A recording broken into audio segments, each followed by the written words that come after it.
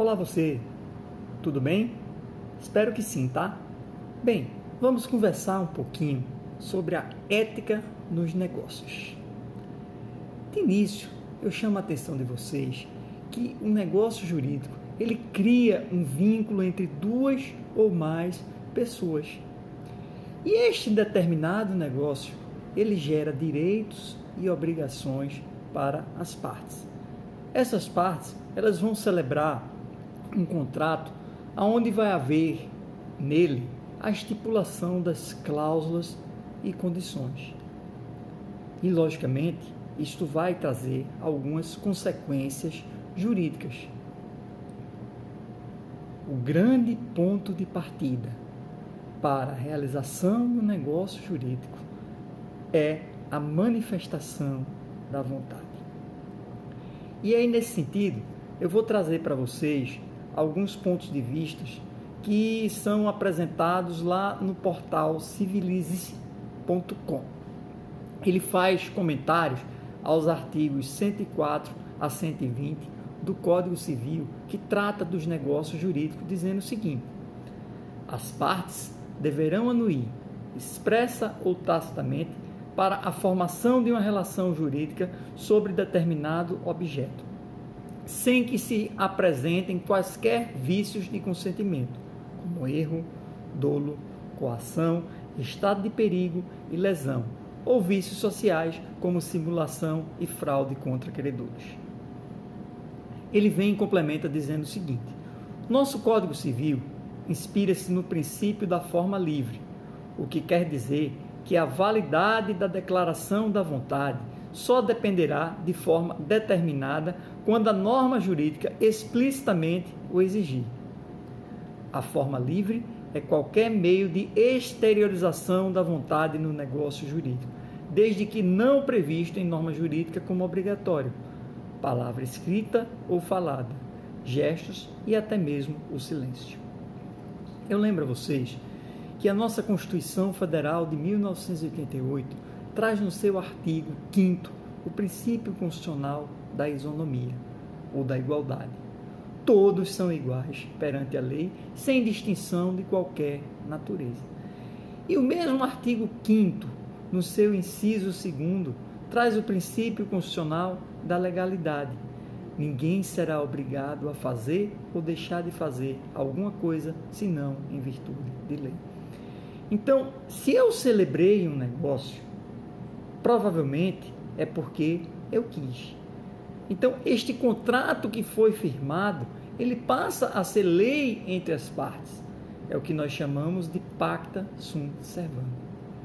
O nosso Código Civil, ele traz várias passagens acerca dos negócios jurídicos.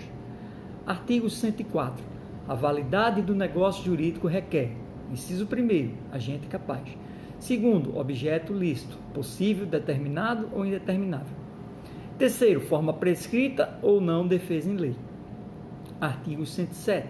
A validade da declaração de vontade não dependerá de forma especial, senão quando a lei expressamente a exigir. Artigo 113. Os negócios jurídicos devem ser interpretados conforme a boa-fé e os usos do lugar de sua celebração. Artigo 166. É nulo o negócio jurídico quando: inciso 1º, celebrado por pessoa absolutamente incapaz. 2. Foi ilícito, impossível ou indeterminável seu objeto.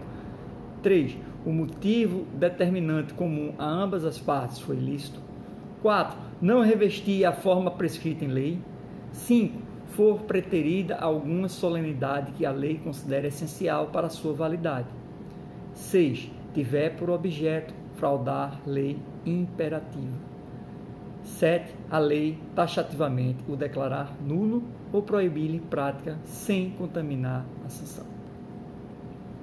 Bem, um negócio jurídico, gente, como eu falei para vocês, ele cria um vínculo jurídico entre dois ou mais sujeitos.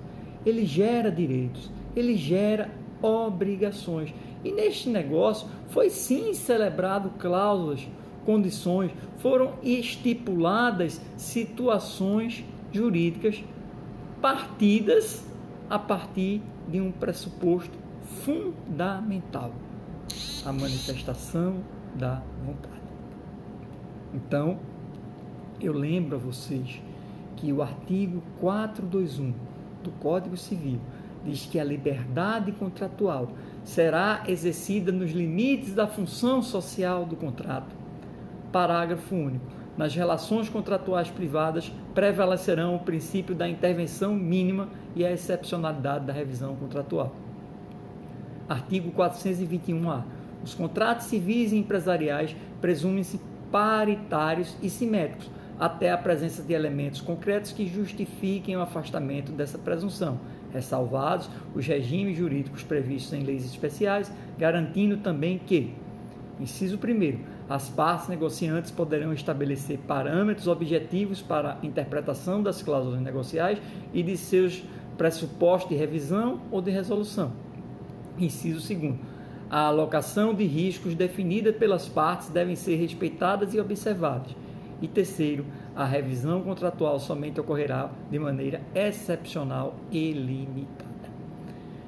Eu lembro a vocês que o Código de Defesa do Consumidor, que nós já conversamos muito sobre ele em outras aulas, criou a Política Nacional das Relações de Consumo lá no seu artigo 4º. E o seu inciso 3º prevê a harmonização dos interesses, dizendo que deve estar pautado na boa-fé, no equilíbrio das relações entre consumidores e fornecedores. Então, minha gente, a ética, ele tem vários pressupostos. Ética é a ciência ou campo do conhecimento que trata da definição e avaliação do comportamento de pessoas e organizações, uma definição de Maximiano. Stoner diz que é o estudo do modo pelo qual nossas decisões afetam as outras pessoas. Bateman e Snell diz que um sistema de regras que governam a ordenação de valores. Andrade e outros autores diz que todo pensar ético gira em torno de duas questões fundamentais: o que é bem e o que é mal. O portal significados.com diz que ética é o nome dado ao ramo da filosofia dedicado aos assuntos morais.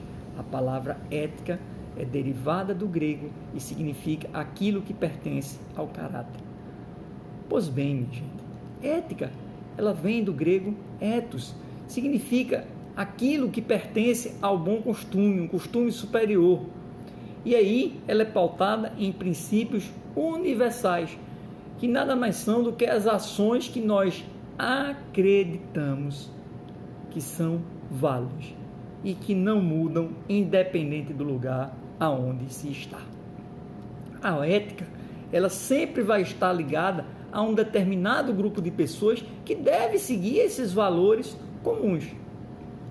Pois bem, de um lado nós temos que analisar a questão moral em um sentido genérico, em um sentido mais amplo, ou seja, a moral como aquilo que se espera das pessoas. Por outro lado, a ética seria a moral dentro de um grupo, e este grupo é interligado pelas mesmas características, ou seja, dentro das características profissionais, as categorias profissionais. Na verdade, o conceito de ética é muito amplo. Por quê? Porque ele pode e deve se desenvolver dentro de todas as relações. A ética, ela decorre do comportamento de um determinado grupo. Esse grupo, ele vive em sociedade em decorrência da nossa própria natureza, a natureza humana, e não por parte de uma imposição do Estado, diferentemente do que acontece com as leis. A ética, ela não nasce de código, ela nasce de valores. E a partir desses valores que se esperam como sendo corretos, a serem adotados pelas mais diversas categorias profissionais, é que surgem os códigos de éticas. Esses códigos, eles trazem punições para aqueles que violarem as regras de ética, as regras de moral. O Estado, ele não pode exigir ética através das leis. Não existe uma ética negativa.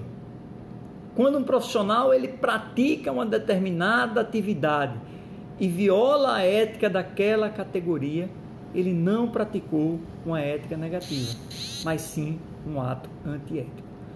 Não é possível trabalhar ética com situações que gerem prejuízo para outras pessoas.